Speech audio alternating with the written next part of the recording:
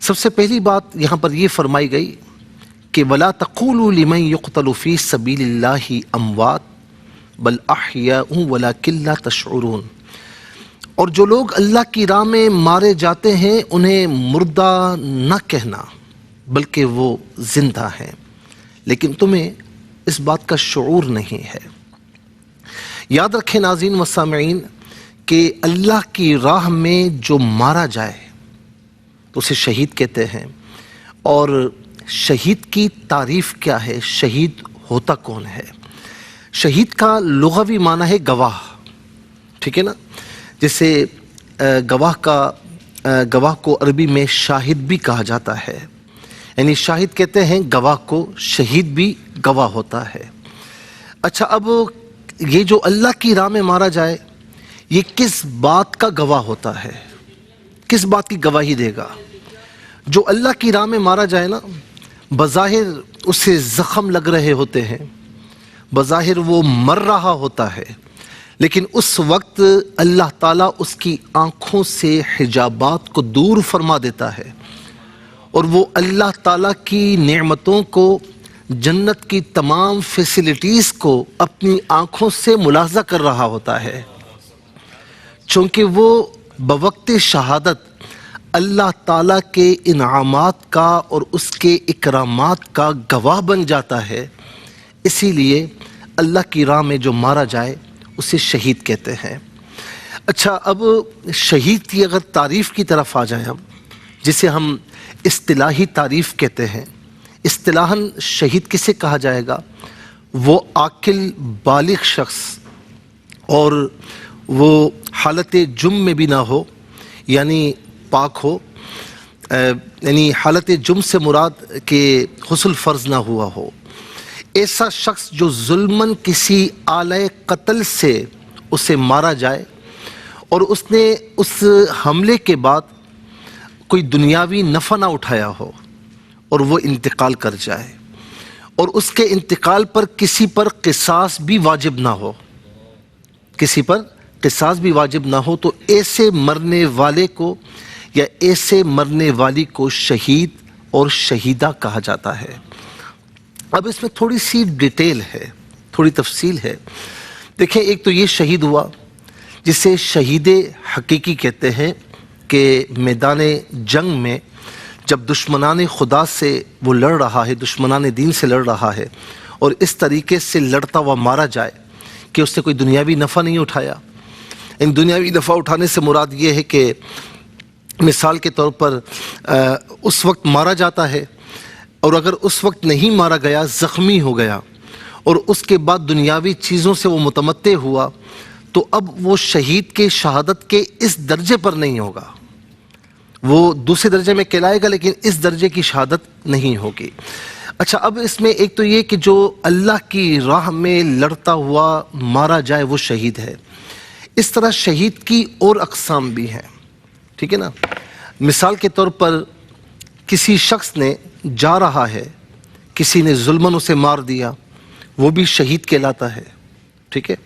اسی طریقے سے ایک چیز اور بھی ہے کہ کوئی شکار کھیلنے کے لیے گیا اور اس نے جو ہے وہ تیر یا بلٹ کسی جانور کو ماری اور درمیان میں کوئی انسان آ گیا، اس سے لگ گیا، تو وہ بھی شہید کہلائے گا، وہ بھی شہید کہلائے گا، جسے کہتے ہیں قتل خطا۔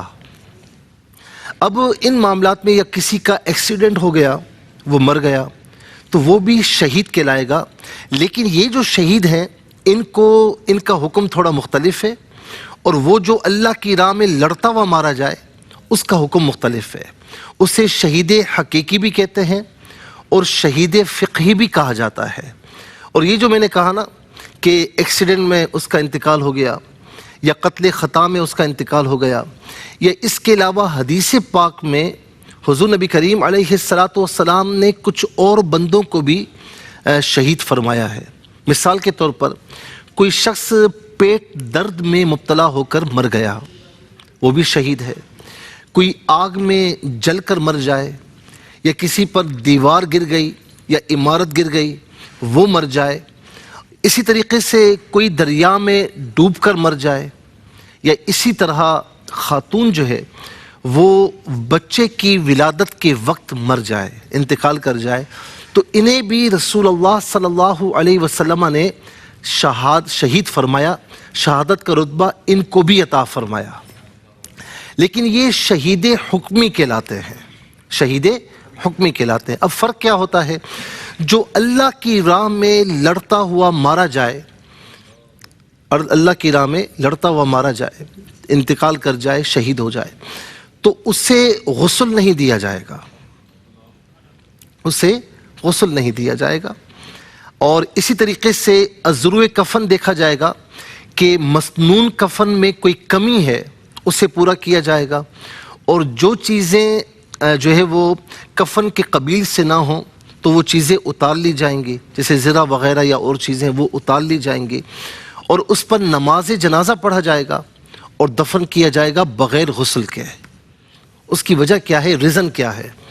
ریزن یہ ہے کہ جب وہ روز قیامت اٹھے گا نا، نفخہ ثانیہ میں، ایک تو نفخہ اولا ہے، یوم ینفخ فی الصور فصعق من فی السماوات ومن فی الارض، یعنی پہلا نفخہ جب پھونکا جائے گا، اسرافیل علیہ السلام پھونکیں گے تو ہر چیز فنا ہو جائے گی۔